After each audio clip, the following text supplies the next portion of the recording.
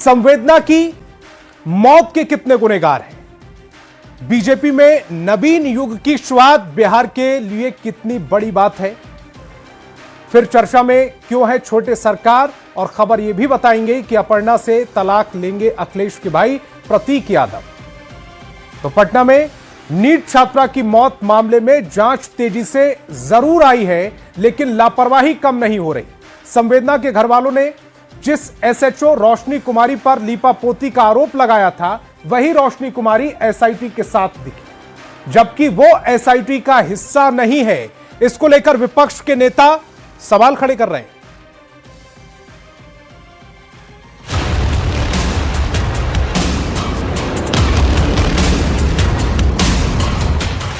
संवेदना, यही नाम दिया है हमने उस बेटी का जो डॉक्टर बनने का सपना लेकर जहानाबाद से पटना आई थी, लेकिन हैवानियत की भेंट चढ़ गई। और तो और नीट की तैयारी करने वाली संवेदना की मौत के बाद जिस ढंग से हॉस्टल संचालक, डॉक्टर और पुलिस वालों ने पूरे मामले पर पर्दा डालने की कोशिश की, वो संवेदनहीनता की पराकाष्ठा से कम नहीं। पोस्टमार्टम रिपोर्ट आने और एसआईटी के गठन के बाद जांच में तेजी जरूर आई है, लेकिन लापरवाही कम नहीं हो रही। अब देखिए इसे, ये है एसएचओ रोशनी कुमारी। संवेदना के घर वालों ने जिस एसएचओ रोशनी कुमारी पर लीपापोती का आरोप लगाया था, वही रोशनी कुमारी एसआईटी के साथ दिखी है, जबकि वो एसआईटी का हिस्सा नहीं है। साफ है कि जब ये लोग एसआईटी टीम के साथ घटनास्थल का मुआयना करेंगे तो निश्चित रूप से जांच को प्रभावित। सवाल है कि क्या डीजीपी के आदेश का खुला उल्लंघन हो रहा है? क्या डीजीपी के आदेश को ताक पर रखकर एसआईटी जांच कर रही है? एसएचओ से लेकर के एएसपी की भूमिका जब पहले से ही है, तो फिर उनको एसआईटी टीम में रखने का क्या औचित्य है? जानकारी के लिए बता दें कि एसएचओ रोशनी कुमारी की गलत रिपोर्ट से ही पूरा केस उलझा था। इसके बाद मामले की जांच के लिए एसआईटी का गठन किया गया था। हम चाहे पाताल से खोद के निकालेंगे, लेकिन सच्चाई खोद के निकालेंगे। लेकिन सवाल अब भी बरकरार है कि जहानाबाद की संवेदना को कैसे मिलेगा न्याय? संवेदना के गुनहगार पर कब होगी कार्रवाई? विनीता मिश्रा, धर्मेंद्र कुमार और जहानाबाद से राजीव विमल के साथ ब्यूरो रिपोर्ट। आइए अब नीट की छात्रा संवेदना की मौत से जुड़ी खबर को आपको समझाते हैं। सबसे पहले सवाल है कि एसएचओ रोशनी कुमारी एसआईटी के साथ जांच के लिए क्यों गई? इस जांच पर सवाल खड़े हो रहे हैं। तो सीतामढ़ी और शिवहर में नीट की छात्रा संवेदना मौत मामले में एसएचओ रोशनी कुमारी जो है एसआईटी की जांच के लिए क्यों गई, यह सवाल अब खड़ा हो चला है।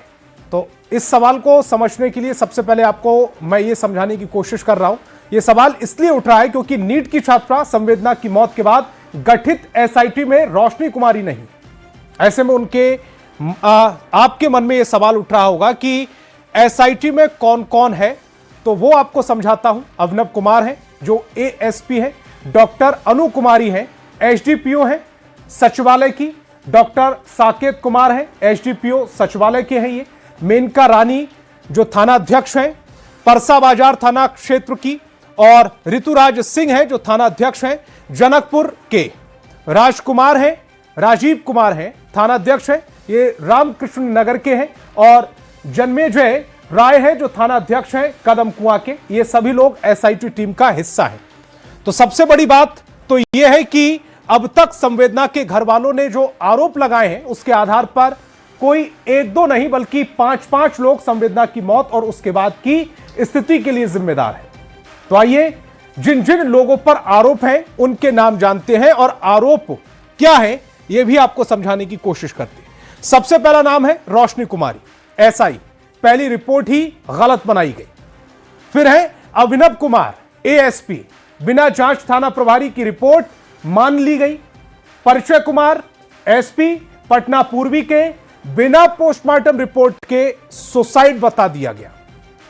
डॉक्टर सतीश प्रभात मेमोरियल के, महिला डॉक्टर का हवाला देकर रेप से इनकार किया, शरीर पर चोट बताई गई इनकी ओर से। कार्तिकेय के शर्मा एसएसपी पटना, मामले की पड़ताल किए बिना ही रिपोर्ट पर इनकी ओर से भरोसा कर लिया गया। तो सवालों के जरिए अब खबर को यह समझाने की कोशिश करते हैं कि कहां फरार हो गई हॉस्टल संचालिका नीलम अग्रवाल, हॉस्टल की केयर टेकर नीतू और चंचला कहां पर गायब है, सवाल यह भी पूछा जा रहा है कि कहां गायब हो गए हैं हॉस्टल संचालिका के दोनों बेटे। सवाल यह भी उठेगा कि मकान मालिक मनीष रंजन का गार्ड कहां पर लापता है, इतने लोग कहां हैं, तो जांच कैसे हो रही है।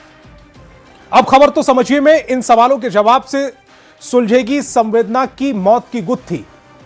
पटना पहुंचने से पहले छात्रा की स्थिति क्या थी, हॉस्टल पहुंचने के बाद किन लोगों से संपर्क हुआ, क्या अपराध हॉस्टल परिसर के भीतर हुआ, कौन है वो करीबी जिससे कई बार बातचीत हुई थी। ये तमाम वो सवाल हैं जो इस गुत्थी को सुलझा सकते। खैर, दूसरी खबर की ओर चलेंगे।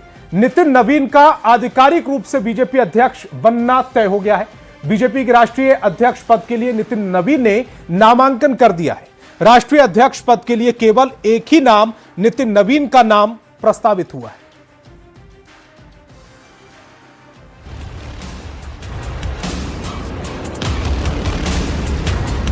महज 45 साल की उम्र, ओहदा सबसे बड़ा। नितिन नवीन बीजेपी के सबसे युवा राष्ट्रीय अध्यक्ष बनने जा रहे हैं।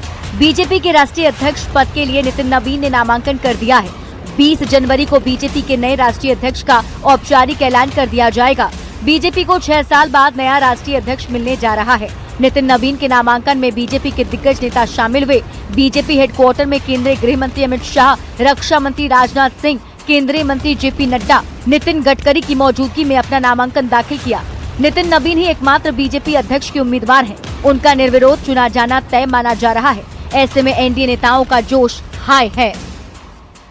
देश का अध्यक्ष बिहार से हो रहे हैं और आज भारतीय जनता पार्टी का उम्र भी 45 वर्ष है। 80 में हम बने थे।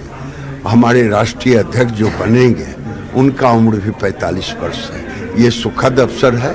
देश को युवा नेतृत्व मिला है। कार्यकर्ता से राष्ट्रीय अध्यक्ष बनने की प्रक्रिया अगर ये किसी पार्टी में संभव है तो भारतीय जनता पार्टी में ही है। बीजेपी के राष्ट्रीय अध्यक्ष पद के लिए नितिन नवीन की ताजपोशी की प्रक्रिया शुरू हो गई है। अब नितिन नवीन बतौर राष्ट्रीय अध्यक्ष बीजेपी की कमान अपने हाथ में लेंगे। न्यूज 18 के लिए दिल्ली से अमितेश सिंह के साथ पटना से आनंद अमृतराज की रिपोर्ट।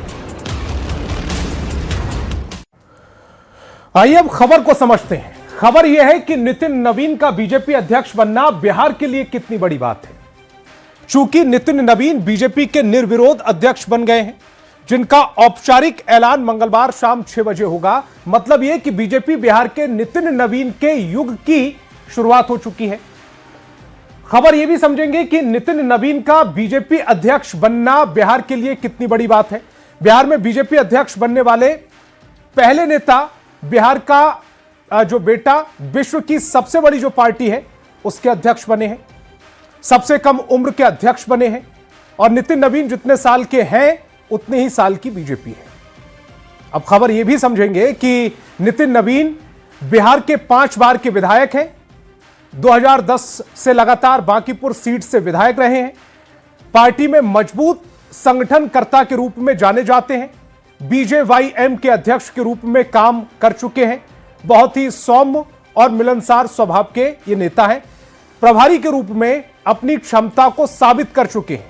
नितिन नवीन के जरिए बीजेपी का जेन जेड, जो जेन जी भी कहते हैं, उसको यह संदेश दिया गया है। जेडीयू विधायक अनंत सिंह की खबर का रुख करेंगे। जेडीयू विधायक अनंत सिंह का एक वीडियो वायरल हो रहा है। वायरल वीडियो में अनंत सिंह सिगरेट पीते हुए नजर आए। न्यूज 18 इस वायरल वीडियो की पुष्टि नहीं करता, लेकिन अनंत सिंह के इस वीडियो पर सियासत गरमा गई। वो सियासत कैसे गरमाई है वो दिखाते हैं।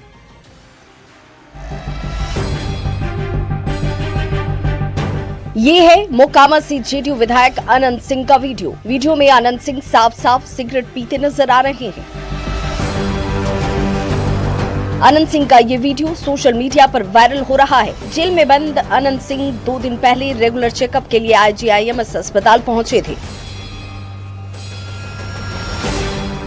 यहीं पर अनंत सिंह का सिगरेट पीते वीडियो सबके सामने आया। अनंत सिंह समर्थकों के बीच सिगरेट पीते नजर आ रहे हैं, फिर वो लिफ्ट में घुस जाते हैं। न्यूज 18 इस वायरल वीडियो की पुष्टि नहीं करता। इस वीडियो को आरजेडी की प्रवक्ता प्रियंका भारती ने एक्स पर पोस्ट किया। अब अनंत सिंह के सिगरेट पीते वीडियो पर सियासी बवाल मच गया है। स्वघोषित छोटे सरकार और नीतीश कुमार जी के दुलरुआ विधायक अनंत सिंह वही काम करते नजर आते हैं जो निषेध होता है। अस्पताल में धूम्रपान निषेध है, वो धूम्रपान करते नजर आए और फूंक में उड़ा रहे थे वो बिहार की कानून व्यवस्था को। वायरल वीडियो की सत्यता क्या है यह जांच का विषय है और प्रशासन को इसकी निष्पक्ष जांच करनी चाहिए। कहाँ का वीडियो है, किसका वीडियो है, कब का वीडियो है, सब तो ऐसा है कि वीडियो और फोटो कब का होता है, कब चल जाता है सोशल मीडिया के जमाने में। आनंद सिंह के इस वीडियो पर सियासी घमासान मचा हुआ है। आनंद सिंह अपने समर्थकों के साथ घिरे हुए हैं। सफेद शर्ट पैंट और ब्लू बंडी में आनंद सिंह चलते हुए मुंह से धुएं का छल्ला उड़ा रहे हैं। अब इस वीडियो पर सवाल खड़े होने लगे हैं। न्यूज़ 18 के लिए पटना से अमित कुमार के साथ धर्मेंद्र कुमार की रिपोर्ट। तो आनंद सिंह के वायरल वीडियो वाली खबर को भी समझ लीजिए। आनंद सिंह बिहार के मोकामा से जेडीयू के विधायक हैं। आनंद सिंह को लोग छोटे सरकार के नाम से जानते हैं, छोटे सरकार नाम से संबोधित करते हैं। फिलहाल आनंद सिंह हत्या के मामले में जेल में बंद है। इसी दौरान अस्पताल में आनंद सिंह के सिगरेट पीने का वीडियो वायरल हो रहा है। हालांकि न्यूज़ 18 आनंद सिंह के वीडियो की पुष्टि नहीं करता है। यह भी ठीक से जानकारी नहीं है कि आनंद सिंह का यह वीडियो कब का है, लेकिन आरजेडी प्रवक्ता ने वीडियो पोस्ट कर निशाना साधा है। आनंद सिंह के वीडियो पर आरजेडी के नेता सरकार को घेर रहे हैं। हालांकि न्यूज़ 18 आनंद सिंह के वीडियो की पुष्टि नहीं करता है, लेकिन आनंद सिंह अपने अजब गजब अंदाज के लिए जाने जाते हैं। कभी घोड़ा गाड़ी से विधानसभा पहुंचने के लिए चर्चाओं में रहते हैं, तो कभी आनंद सिंह गले में अजगर लपेटने की वजह से चर्चाओं में आ जाते हैं। एक बार फिर आनंद सिंह सिगरेट पीने वाले वीडियो की वजह से चर्चाओं में है। असलियत क्या है यह दावे के साथ नहीं कह सकते। तो चलिए अगली खबर का रुख करेंगे। क्या सपा अध्यक्ष अखिलेश यादव के भाई प्रतीक यादव पत्नी अपर्णा यादव से तलाक लेंगे? इंस्टाग्राम पर किए गए एक पोस्ट के बाद चर्चा तेज है। वैसे आधिकारिक रूप से इसकी कोई पुष्टि नहीं की गई है।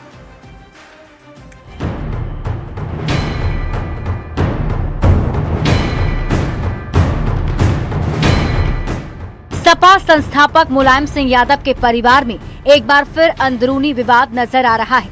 समाजवादी पार्टी से जुड़े परिवार के सदस्य प्रतीक यादव ने अपनी पत्नी अपर्णा यादव से तलाक लेने का ऐलान कर दिया है। प्रतीक यादव ने पोस्ट में लिखा, मैं इस स्वार्थी महिला को जल्द से जल्द तलाक देने जा रहा हूँ। इसने मेरी जिंदगी बर्बाद कर दी है। वो सिर्फ मशहूर और प्रभावशाली बनना चाहती है। इस वक्त मैं बेहद बुरी मानसिक हालत में हूँ और उसे कोई फर्क ही नहीं पड़ रहा है, क्योंकि वो सिर्फ खुद के बारे में सोचती है। मैंने ऐसी बुरी औरत नहीं देखी है और उससे शादी करना मेरा दुर्भाग्य था। प्रतीक यादव समाजवादी पार्टी के संस्थापक और दिवंगत नेता मुलायम सिंह यादव की दूसरी पत्नी साधना गुप्ता के बेटे हैं। उन्होंने अपनी उच्च शिक्षा ब्रिटेन से प्राप्त की है। यूपी के सबसे बड़े राजनीतिक परिवार से ताल्लुक रखने वाले प्रतीक यादव रियल एस्टेट और फिटनेस बिजनेस से जुड़े हैं। 2011 में अपर्णा प्रतीक की शादी हुई थी। अखिलेश यादव के भाई प्रतीक यादव के इंस्टाग्राम पर किए गए पोस्ट के बाद तमाम अटकलें लगाई जा रही हैं। हालांकि अपर्णा यादव के भाई ने दावा किया है कि प्रतीक यादव का इंस्टाग्राम अकाउंट हैक हुआ है। राजनीति के जानकार भी मान रहे हैं कि ये उनका अंदरूनी मामला है। ऐसे में किसी नतीजे पर पहुंचना जल्दबाजी होगी जब तक अपर्णा या प्रतीक की तरफ से आधिकारिक बयान सामने नहीं आ जाता। Bureau report news 18। प्रतीक यादव और अपर्णा यादव वाली खबर को समझने के लिए सपा संस्थापक मुलायम सिंह यादव के परिवार को समझना जरूरी है।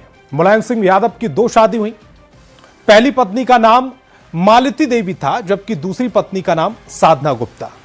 मालती देवी के बेटे सपा अध्यक्ष अखिलेश यादव, जिनकी शादी डिंपल यादव से हुई, जबकि साधना गुप्ता के बेटे हैं प्रतीक यादव, जिनकी पत्नी है अपर्णा यादव।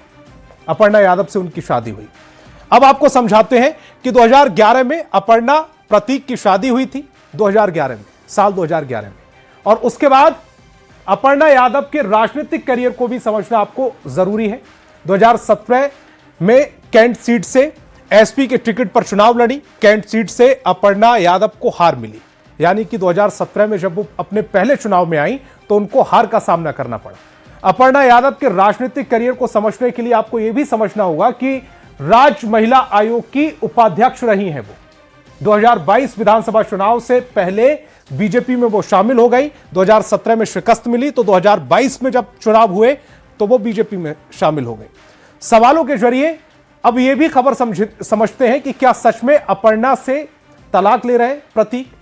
जिस तरह की सोशल मीडिया पोस्ट ये आई है उसके बाद सवाल ये उठना वाजिब है कि क्या सच में अपर्णा से तलाक ले रहे हैं प्रतीक। अचानक तलाक की नौबत क्यों आई है? क्या प्रतीक का इंस्टाग्राम हैक हुआ है? अमूमन इस तरह की जो खबरें आती है उसके बाद इस तरह का बयान आता है कि अकाउंट्स हमारे हैक हो गए। उसके बाद क्या किसी ने पोस्ट की है?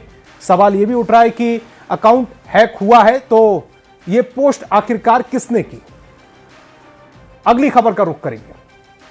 झारखंड में निकाय चुनाव की सुगबुगाहट तेज हो गई है, जिसे लेकर खूब सियासत हो रही है, हो हल्ला हो रहा है। भले ही निकाय चुनाव गैर दलीय होने वाला है, लेकिन राजनीतिक पार्टियों ने कमर कस ली है। शहरी क्षेत्र में दमखम दिखाने को लेकर सत्ताधारी जेएमएम और कांग्रेस खूब पसीना बहा रहे, वहीं बीजेपी भी कड़ी टक्कर देने के लिए जबरदस्त मेहनत कर रही है। सबसे पहले एक रिपोर्ट। झारखंड निकाय चुनाव पर खींचतान। शहरी सियासत में जबरदस्त घमासान। एक सीट एक अनार, कई दावेदार। जनता किसे चुनेगी शहर की सरकार।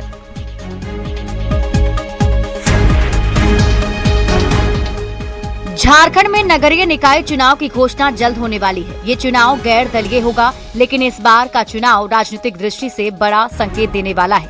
शहरी क्षेत्र में अपनी मजबूत पकड़ मान रही बीजेपी के लिए ये चुनाव किसी चुनौती से कम नहीं।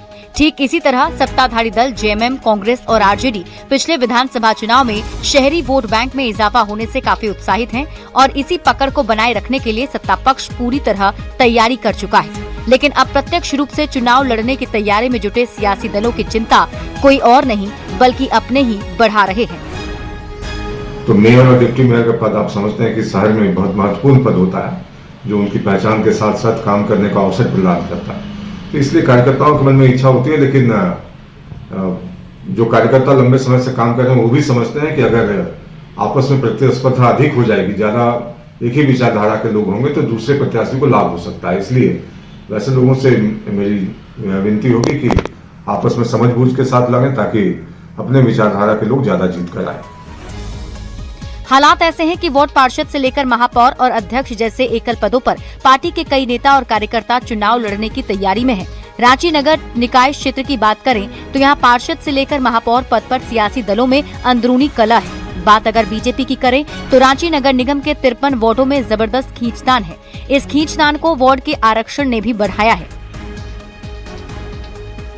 तो अभी कुछ भी बोलना जल्दीबाजी होगी, अभी वैसा कोई निर्णय नहीं है, लेकिन इतना तय है कि जो फिरका परस्त ताकते हैं, जो सांप्रदायिक ताकते हैं, जो विकास को कहीं न कहीं कुंद करते हैं, वैसे ताकतों को किसी भी हाल में हम नगर निकाय में सत्ता पर नहीं आने देंगे।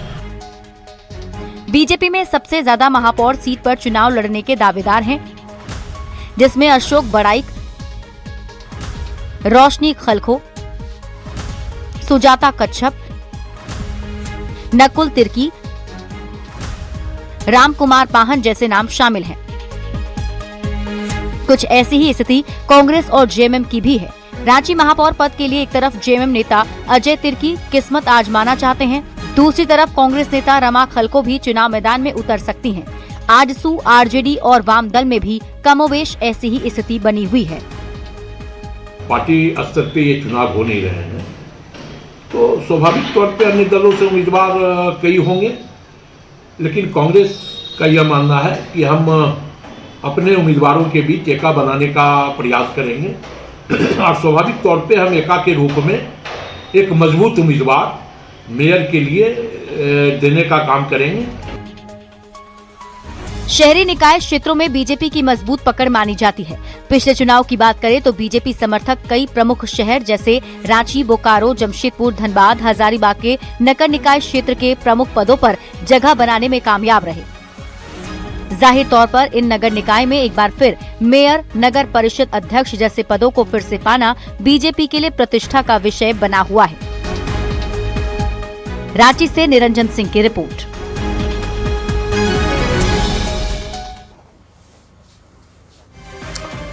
आज से दावोस में वर्ल्ड इकोनॉमिक फोरम 2026 की बैठक शुरू होगी। बैठक में सीएम कई ग्लोबल कंपनियों के प्रमुखों से मुलाकात करेंगे और झारखंड में निवेश का न्योता देंगे। मुख्यमंत्री के नेतृत्व में झारखंड का प्रतिनिधिमंडल वर्ल्ड इकोनॉमिक फोरम की वार्षिक बैठक के दौरान दावोस में एक मजबूत और स्पष्ट उद्देश्य के साथ शामिल होगा। इस मंच के जरिए झारखंड खुद को स्थिरता, ऊर्जा, बदलाव, समावेशी विकास और औद्योगिक प्रगति जैसे वैश्विक मुद्दों पर एक जिम्मेदार और भविष्य के लिए तैयार राज्य के रूप में खुद को प्रस्तुत करेगा।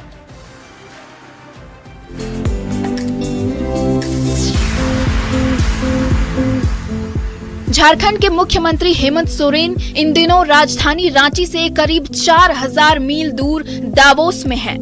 7 समुंदर पार सीएम लगभग 6 से 7 हजार किलोमीटर की दूरी तय कर झारखंड के दमदार विजन को दावोस में दुनिया के सामने रखने पहुंचे हैं, जहां वर्ल्ड इकोनॉमिक फोरम यानी WEF की 56वीं वार्षिक बैठक हो रही है।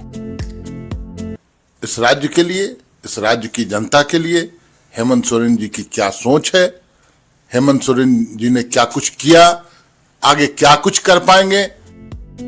बर्फ से घिरे स्विट्जरलैंड के खूबसूरत शहर दावोस में दुनिया भर के दिग्गज नेता महामंच पर मौजूद हैं।